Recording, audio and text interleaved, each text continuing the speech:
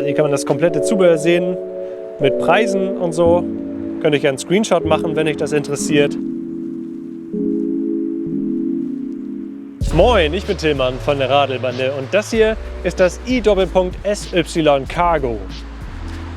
Natürlich ein kleiner Scherz, das ist das Easy Cargo und es ist ein kleines Lastenrad, das aber einige Möglichkeiten für den Alltag und für das Gewerbe und für das Handwerk bietet. Und welche das sind, das wollen wir in diesem Video einmal sehen. Ich habe das Easy für ein verlängertes Wochenende von der Fahrradhandlung Willards 2.0 in Großgrönau ausgeliehen. Die haben nicht nur dieses Easy-Fahrrad, sondern auch eine feine Auswahl an Alltagsrädern, Gravelbikes und Rennrädern. Und für die Erstellung dieses Videos werde ich von Hart hier unterstützt. Easy hat sich eigentlich auf die Produktion von Kompakträdern spezialisiert. Und man kann sagen, dass Easy so der Erfinder des Compact Bikes sind. Also ein kleines Fahrrad, kompakt in der Abmessung, meistens 20 Zoll Räder und der entscheidende Unterschied zu Falträdern, sie sind einfach nicht klappbar, haben dadurch aber nochmal andere Möglichkeiten in der Konstruktion und sind auch nochmal deutlich stabiler. Es gab dann auch schon mal die erste Generation des Easy Cargo und das hier ist jetzt die zweite Generation des Easy Cargo. Und was die alles kann, das wollen wir einmal in diesem Video sehen. Ich werde in diesem Video auf die Daten und Fakten des Easy Cargo eingehen. Dann zeige ich euch die ganzen coolen Details und Features. Dann werde ich eine Runde damit drehen und ganz am Ende werde ich eine Kurzbewertung abgeben. Für mehr Informationen und eine detailliertere Bewertung geht mal auf www.radelbande.de, denn dort bewerte ich das Fahrrad auch nach der Radelbande Bewertungsmatrix. Das Easy Cargo ist ein Long John, wobei Long hier etwas übertrieben ist. Das ganze Fahrrad ist nämlich lediglich 2,10 Meter lang, 30 cm breit und bewegt sich damit im Mittelfeld der kompakten Long Johns. Die geringe Gesamtlänge wird natürlich dadurch erreicht, dass hier vorne und hinten 20 Zoll Reifen verbaut sind. Und zwar dicke Schwalbe Supermoto X in 62 mm Breite. Der Rahmen des Easy Cargo ist eine sehr interessante Kombination aus dem klassischen Easy-Rahmen, den man auch von den kompakten Fahrrädern kennt, und einem sehr massiv gebauten Frontrahmen aus Alu-Vierkantprofilen. Der gesamte Rahmen besteht aus Aluminium und ist durch diese massive Bauart sehr, sehr stabil. Der Rahmen kommt dann in 8 verschiedenen Farben. In Ferrari Rot, in Light Green, in Tele Grau und in diesem Crystal White. Jede dieser Farben ist auch noch in einem Mattton erhältlich. Als Motor kommt der Bosch Performance CX in der dritten Modellgeneration zum Einsatz. Das ist ein 250 Watt Motor mit 75 Newtonmeter Drehmoment. Der wird dann von einer 500 Wattstunden Batterie mit Energie versorgt und das ganze System wird mit dem Intuvia Display gesteuert. Die Kraft wird dann mittels eines Riemens an eine stufenlose Enviolo N380 Cargo Nabenschaltung weitergeleitet und in Verbindung mit dem kleinen Hinterrad ist das eine sehr spaßige Kombination. Aber das können wir nachher im Fahreindruck nochmal sehen. Als Bremsen kommen dann Shimano 4-Kolben-Scheibenbremsen zum Einsatz. Vorne mit 180 mm Scheibe und hinten mit einer 160 mm Scheibe. Und bei der Beleuchtung hat sich Easy für Busch und Müller Teile entschieden.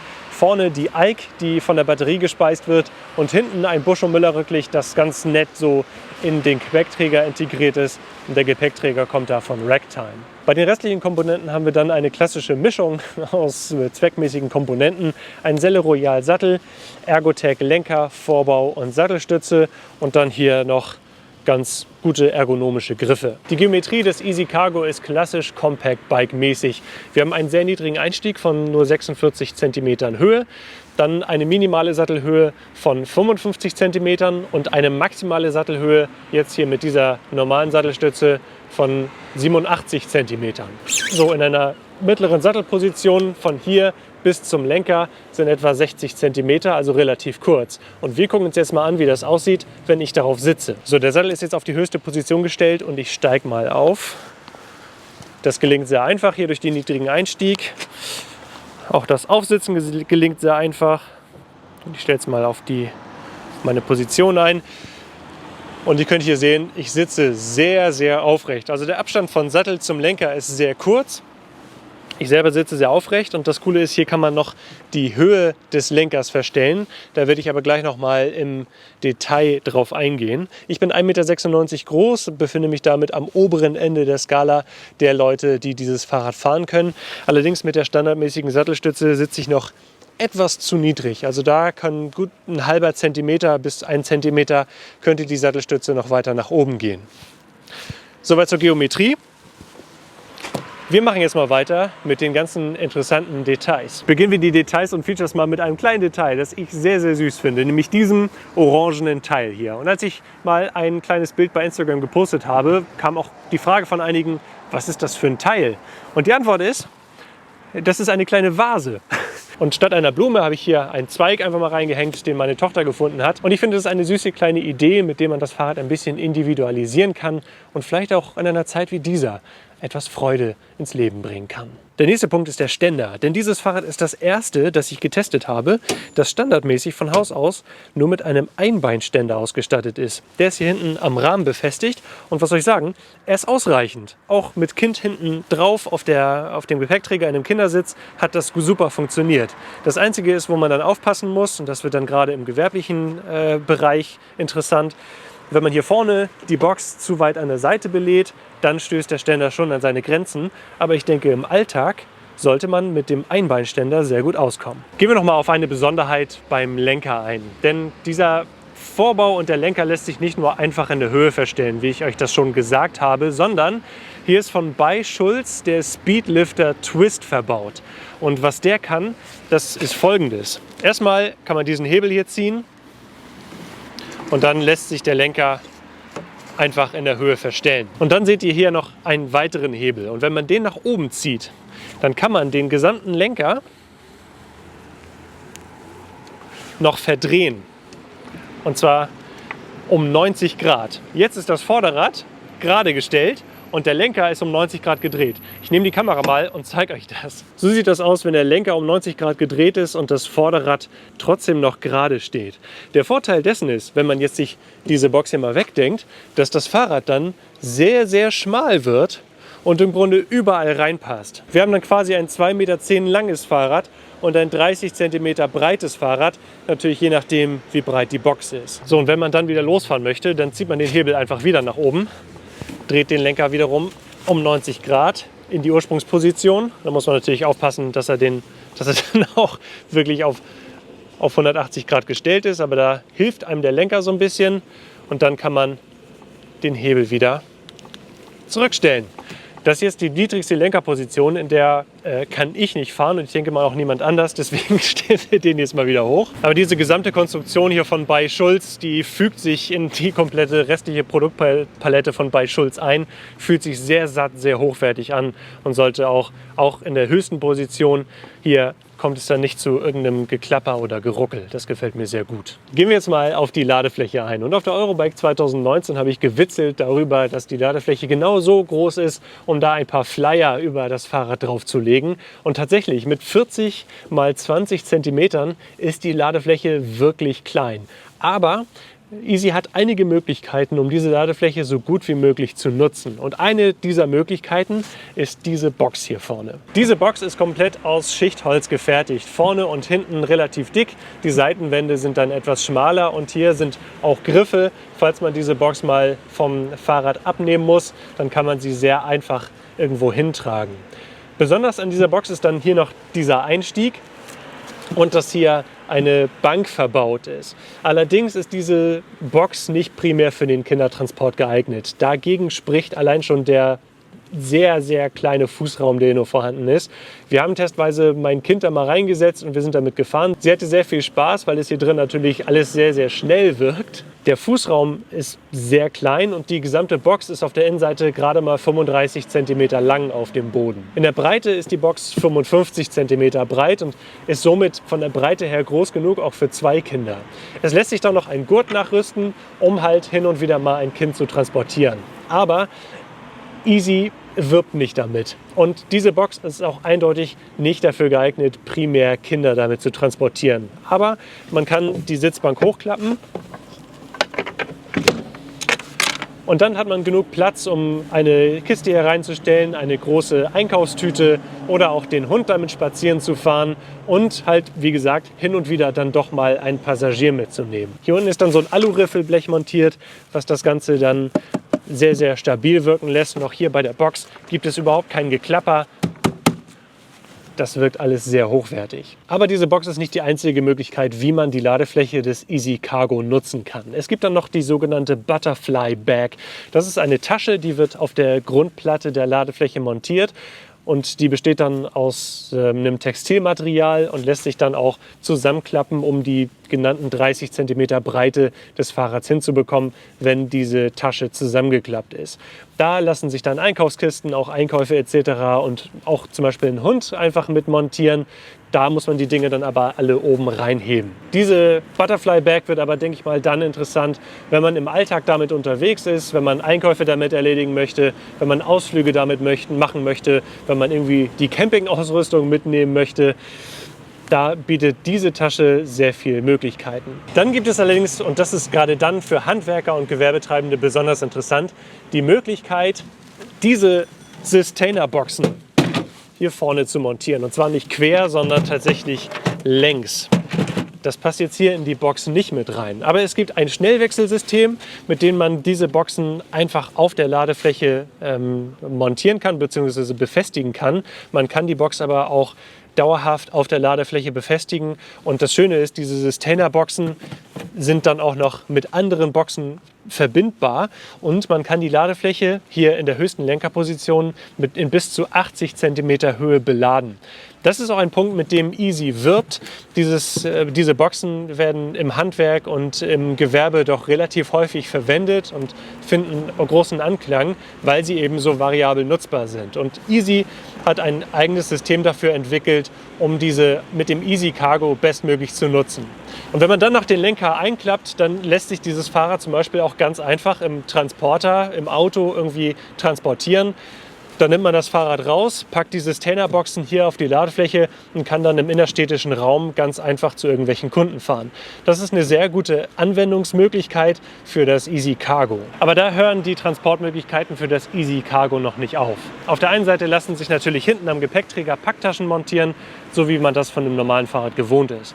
Dann gibt es allerdings auch noch die Möglichkeit, hier an diesen Anschraubpunkten eine Art Frontgepäckträger noch mal dran zu bauen, der die Ladefläche noch mal erweitert, wo man dann eine kleinere, leichtere Tasche dran bauen kann und so eben noch mal mehr Stauraum hat. Und dann gibt es bei normalen Easy-Fahrrädern die Möglichkeit, vorne hier an der Gabel Lowrider-Taschen zu montieren, beziehungsweise einen Gepäckträger für Lowrider-Taschen zu montieren.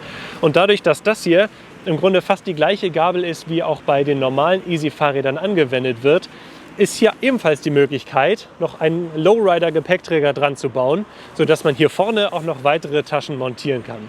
Das ist, finde ich, eine sehr coole Idee und damit kann man das komplette Easy Cargo mit Taschen, Gepäckträgern, allem Möglichen behängen und wirklich sehr viel transportieren auf 2,10 Meter Gesamtlänge. Was wir dann auch noch hier vorne sehen, ist der Lenkarm. Denn hier haben wir einen klassischen Lenkarm, der wird hier entlang geführt und läuft dann unter der Box vorne zu dem Lenkarm, der direkt vom Lenker angesteuert wird. Der Lenkarm hier ist auch so gestaltet, dass er nicht unter der Box herausragt, sodass der auch durch irgendwelche Kanten oder irgendwelche Schläge nicht beeinflusst sein sollte. Der Lenkarm an sich ist auch sehr, sehr massiv gefertigt. Das ist so einer der massivsten Lenkarme, die ich in letzter Zeit gesehen habe. Denn das ist auch kein gebogenes Rohr, sondern das sind Vierkantprofile, die aneinander geschweißt sind und somit dann die Lenkstange bilden. Also finde ich sehr, sehr interessant. Habe ich so noch bei keinem anderen Lastenrad gesehen. Und hier kann man dann auch sehen, wie massiv der Rahmen des Easy Cargo ist. Also diese Vierkantprofile sind wirklich quasi oversized. Das Fahrrad wiegt 39 Kilo in der Grundausstattung. Diese Box hier wiegt noch mal ein paar Kilo. Das Fahrrad darf insgesamt aber 200 Kilo auf die Waage bringen. Also wenn ich mit meinen 95 Kilo auf dem Sattel sitze, das Fahrrad wiegt jetzt meinetwegen 44 Kilo, dann habe ich da noch knappe 60 Kilo übrig. Was dann noch hier vorne auffällt, das Vorderrad ist mit einem Schnellspanner befestigt. Da würde ich relativ schnell auf eine Lösung gehen, die sich nicht so einfach klauen lässt. So, wir starten jetzt mit dem Easy Cargo mal auf den Weg. Ich habe hier meine beiden Mitarbeiter vorne drin. Ich habe die Thanos-Box, meinen Rucksack. Also hier ist das ganze Rad jetzt mit etwa 45 Kilo beladen. Und hier hinten ist der Einbeinständer. Und ihr könnt hier sehen, das funktioniert ganz gut, würde ich mal sagen. Und wir legen jetzt mal los. Wir drehen das Fahrrad einmal um und jetzt könnt ihr hier schon beobachten, dass der Lenkwinkel nicht besonders groß ist oder der Lenkeinschlag. Wir sind natürlich mal wieder im Turbo-Modus. Soll ich den dran lassen? Komm, ich lasse ihn mal dran und mal sehen, wie der sich verhält, wie gut diese Vase ist. Und jetzt können wir mal loslegen.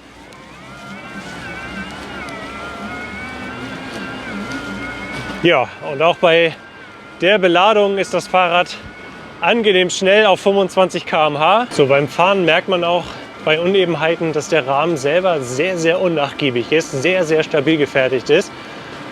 Das heißt aber auch, dass er so ein bisschen hüpft, weil die Reifen dann auch sehr stark aufgepumpt sind. So, hier ist der Jerusalemsberg und wie immer fahren wir da einmal hoch und gucken, was der Motor mit der Beladung kann, wie schnell er einen da hochbringt.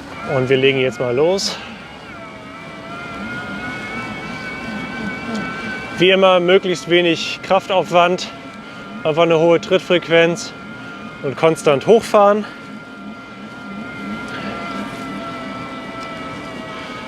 Ja, jetzt muss der Motor mehr arbeiten. Also mit 39 Kilo Leergewicht ist das kurze Fahrrad auch nicht wirklich leicht. Das ist erstaunlich schwer dafür, dass es so klein ist. Aber mit 15, 16 km/h kommen wir trotzdem hoch. Das ist ausreichend stark. Hier machen sich dann noch die kleinen Räder, also das kleine Antriebsrad, bezahlt. So, und man kann hier sich sehr gut in die Kurve schmeißen. Das Pedal schlägt dann relativ schnell auf. Da muss man dann aufpassen, wenn man sich in die Kurve legt, dass man dann nicht weiter tritt. Und hier bei solchen Kanten, da holpert es dann schon relativ stark drüber. Und wir drehen mal um.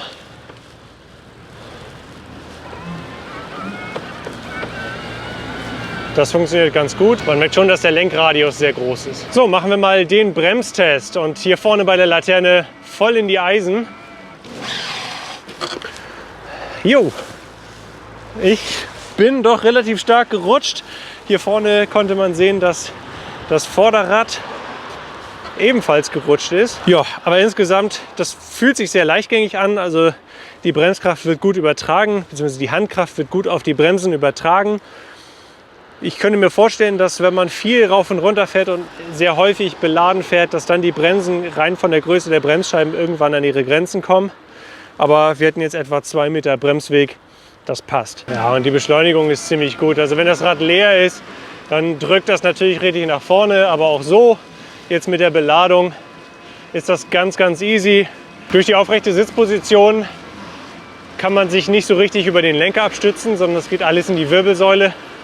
Deswegen würde ich da definitiv eine gefederte Sattelstütze empfehlen. Jetzt biegen wir mal links ab auf Kopfsteinpflaster. Mal sehen, wie es sich da verhält.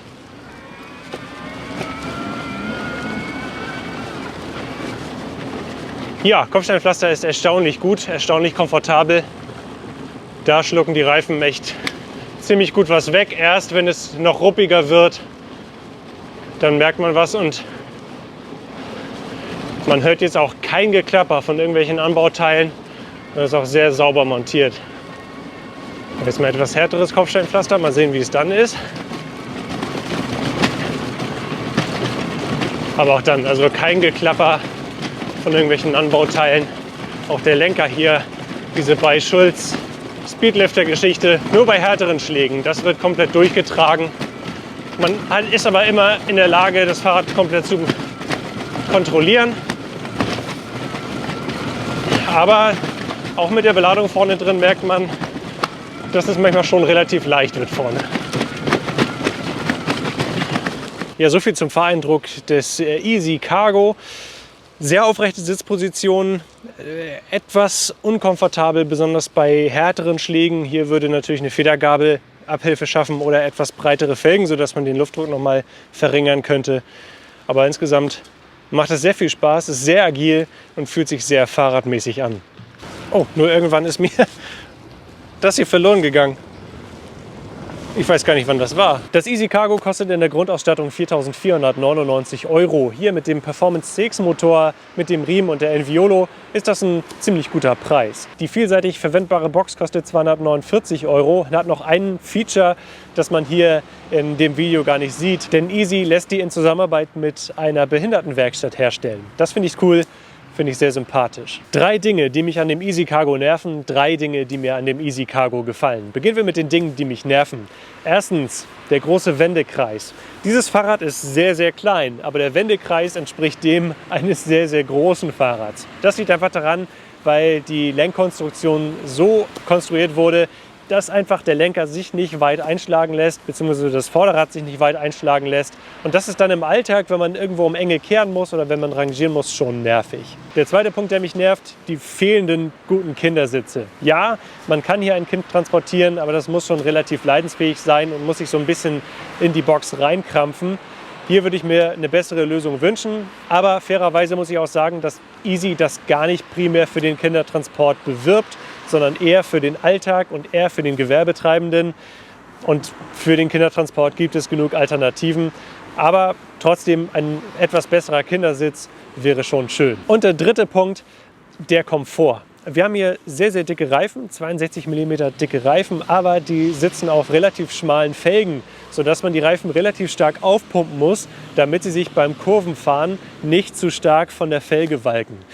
Da würde ich einfach nur etwas breitere Felgen dann mir wünschen, die auf 30 oder sogar 35 mm Innenweite kommen, damit man den Reifendruck etwas verringern kann, um dann noch einen etwas höheren Komfort zu haben. 3 Dinge, die mir gefallen. Erster Punkt, die Dynamik. Der Bosch Performance CX Motor in Verbindung mit einem 20 Zoll Hinterrad ist einfach ein Spaßgarant. Das Fahrrad geht ab wie Schmitz Katze. Das ist richtig schnell auf den 25 km/h. Und auch die gesamte Konstruktion ist so gebaut, dass man wirklich schnell ums Eck kommt, dass man sich richtig in die Kurven reinlegen kann und wahnsinnig viel Spaß hat, das Fahrrad zu fahren. Der zweite Punkt, der mir sehr gut gefällt, ist die Konstruktion. Das Fahrrad fühlt sich sehr, sehr massiv an. Und das, obwohl wir hier einen niedrigen Durchstieg haben. Aber die dicken Rohre, das sorgt alles dafür, dass das Fahrrad sehr, sehr stabil wirkt. Das hat mir ebenfalls sehr gut gefallen. Und der dritte Punkt, der mir sehr gut gefällt, ist der Fokus auf die Zielgruppe, beziehungsweise in diesem Fall auf die Zielgruppen. Auch wenn mir nicht gefällt, dass hier kein richtig guter Kindersitz drin besteht, aber diese Zielgruppe ist halt auch nur eine von vielen. Das Fahrrad ist aber sehr gut geeignet dann eben für diejenigen, deren Kinder vielleicht schon aus dem Haus sind, die kein riesiges Lastenrad haben wollen, aber trotzdem weniger Auto fahren wollen. Oder wenn man mal im Alltag mehr zu transportieren hat, aber nicht unbedingt irgendwie Kinder mitnehmen muss. Und dann auf der anderen Seite auch der Fokus auf den Handwerker. Das ist auch ein Punkt, den Easy wirklich offensiv bewirbt. Und ich glaube, dass dieses Fahrrad auch sehr gut dafür geeignet ist, um es ab und zu einfach in den Transporter laden zu können und dann mit den Sustainer-Boxen eben wieder rausladen zu können und zum Kunden zu fahren. Das gefällt mir sehr gut und ich denke mal, dass das Easy Cargo in der Richtung einige Kunden finden könnte. Ja, wie ist jetzt mein Fazit zum Easy Cargo? Das ist ein sehr, sehr spaßiges Fahrrad und ich habe mir auf der Eurobike 2019 habe ich mir gedacht, wer braucht sowas? Aber es gibt tatsächlich eine sehr große Zielgruppe an Leuten, die sowas braucht. Nämlich Menschen, die einfach keine Kinder haben oder die damit keine Kinder transportieren wollen, aber trotzdem ein kleines, kompaktes Lastenrad suchen. Denn es ist sehr, sehr stabil, dieses kleine Fahrrad. Es ist mit dem großen Motor ausgestattet, der das wirklich schnell von A nach B bringt, der wirklich viel Spaß macht. Und das ganze Fahrrad ist wirklich sinnvoll für diejenigen, die ohne Kinder im Alltag unterwegs sind oder die einfach Lasten transportieren müssen, die diese Sustainer-Boxen nutzen wollen. Und dafür ist das wirklich sehr gut geeignet. Die Sitzposition, die ist sehr variabel. Man könnte ja auch noch einen längeren Vorbau montieren, wenn man irgendwie etwas sportlicher sitzen möchte. Aber kleine und große Fahrer können gleichermaßen sehr gut damit fahren. Natürlich hat das Fahrrad auch so ein paar Nachteile. Also der Lenkwinkel und die fehlende Kinderkompatibilität, das steht auf dem anderen Blatt. Aber das sind Punkte, mit denen man sich meiner Meinung nach auch je nach Zielgruppe sehr gut arrangieren kann. Ja, was haltet ihr von dem Easy Cargo? Wenn ihr Handwerker seid, dann würde mich mal interessieren, ob ihr so ein Fahrrad auch tatsächlich nutzen könntet, ob ihr einen Anwendungszweck dafür sehen würdet und auch wenn ihr vielleicht eine Familie seid oder allein im Alltag unterwegs seid, ob dann so ein kleines, kompaktes Lastenrad, was halt nicht primär für den Kindertransport ausgelegt ist, in euren Alltag passen könnte. Sagt es mir unten in den Kommentaren. Lasst mir einen Daumen nach oben da, wenn euch das Video gefällt und wenn ihr dabei sein wollt, wenn die Radelbeine das nächste Mal auf Tour ist, dann abonniert den Kanal. Tschüss, bis dann.